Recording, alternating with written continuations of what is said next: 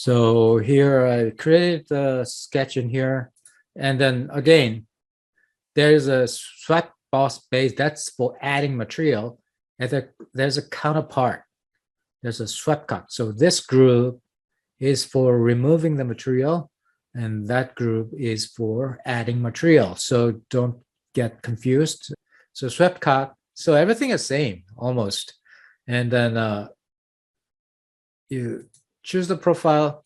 And in this case, I choose my edge of the body. Okay. So you see this option here. Okay. So here is the direction 1. Again, that's direction 2. That's on the same line I selected or both. Okay.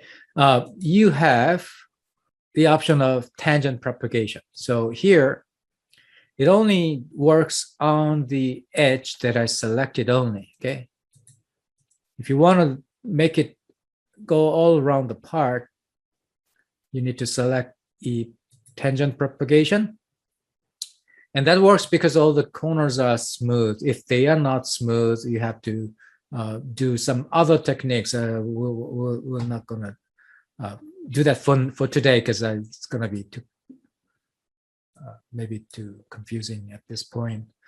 And let's see. So you'll get that geometry.